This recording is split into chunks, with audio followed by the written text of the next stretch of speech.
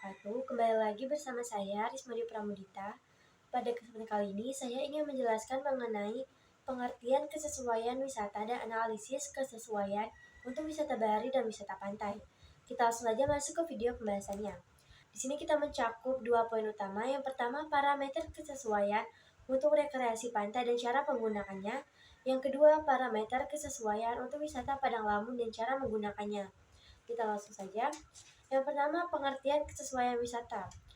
Kesesuaian wisata atau dalam bahasa Inggrisnya tourism suitability merujuk pada penilaian seberapa sesuai suatu area atau kawasan untuk dikembangkan sebagai objek wisata. Ini melibatkan evaluasi berbagai faktor seperti kondisi lingkungan, potensi daya tarik, aksesibilitas, dan ketersediaan infrastruktur untuk memastikan bahwa kawasan tersebut dapat mendukung kegiatan wisata yang berkelanjutan tanpa merusak lingkungan atau mengurangi kualitas pengalaman wisatawan. Selanjutnya, analisis kesesuaian. Analisis kesesuaian wisata bertujuan untuk menilai seberapa cocok suatu kawasan untuk pengembangan wisata berdasarkan kriteria tertentu, seperti potensi wisata daya dukung lingkungan. Dan selanjutnya, indeks kesesuaian wisata atau IKW. IKW adalah alat ukur yang digunakan untuk menilai tingkat kesesuaian suatu kawasan untuk dijadikan sebagai objek wisata. IKW dihitung berdasarkan parameter-parameter tertentu yang relevan dengan jenis wisata yang akan dikembangkan.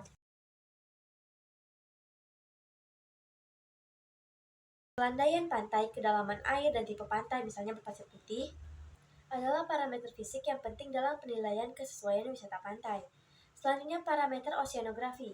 Arus, ombak, dan pasang surut juga menjadi pertimbangan dalam penilaian kesesuaian wisata pantai, terutama untuk kegiatan seperti berenang dan menikmati pemandangan. Selanjutnya ada parameter ekologi. Kondisi lingkungan pantai termasuk kebersihan dan keanekaragaman hayati turut mempengaruhi tingkat kesesuaian. Selanjutnya kesesuaian wisata bahari. Yang pertama, wisata selam dan snorkeling. Kesesuaian wisata bahari terutama untuk aktivitas menyelam dan snorkeling akan dinilai berdasarkan kualitas air, kejelasan pandangan bawah laut, dan kondisi terumbu karang.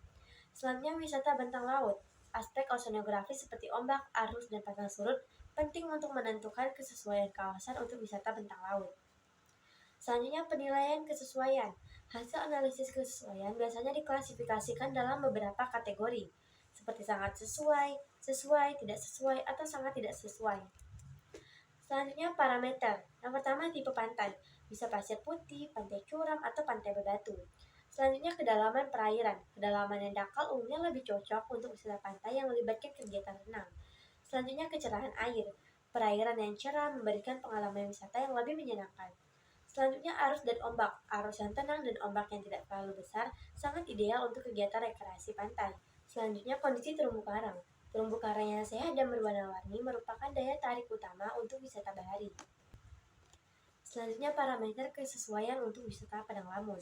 Parameter kesesuaian untuk wisata padang lamun meliputi tutupan lamun, jenis biota asosiasi, kedalaman, kecerahan perairan, kecepatan arus, dan jenis substran. Kesesuaian ini penting untuk menentukan potensi suatu kawasan sebagai destinasi wisata padang lamun, terutama untuk kegiatan seperti snorkeling. Kita bahas satu tutup lamun. Presentasi hamparan lamun di suatu wilayah sangat berpengaruh pada nilai kesesuaiannya untuk wisata padang lamun. Semakin besar tutupan lamun, semakin tinggi potensi wisata yang dapat dikembangkan. Kedua, jenis lamun.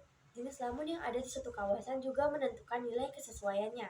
Beberapa jenis lamun mungkin lebih cocok untuk kegiatan wisata tertentu. Yang ketiga, jenis biota asosiasi. Selain lamun, biota lain yang hidup di sekitar padang lamun seperti ikan, kepiting, bintang laut, dan kerang juga memberikan nilai tambah bagi wisata padang lamun. Yang keempat, kedalaman. Kedalaman perairan sangat penting terutama untuk kegiatan snorkeling. Perairan yang dangkal dengan hamparan lamun yang luas sangat cocok untuk kegiatan ini. Yang kelima, kecerahan perairan. Kecerahan perairan atau daya penetrasi cahaya matahari akan mempengaruhi kualitas pandangan saat snorkeling. Perairan yang jernih akan memberikan pengalaman wisata yang lebih baik. Yang keenam, kecepatan arus. Kecepatan arus perlu dipertimbangkan terutama untuk kegiatan snorkeling. Arus yang terlalu kuat dapat membahayakan wisatawan. Yang ketujuh, jenis substrat. Jenis substrat berupa batu, pasir, lumpur juga mempengaruhi pertumbuhan lamun dan jenis biota asosiasi yang hidup di sana. Jenis substrat yang sesuai akan mendukung pertumbuhan lamun yang baik dan menarik bagi biota lain. Baik teman-teman, cukup sekian dulu penjelasan saya kali ini. Bila ada kata saya yang salah, mohon dimaafkan. Sampai jumpa di video saya selanjutnya. Wassalamualaikum warahmatullahi wabarakatuh. Dadah!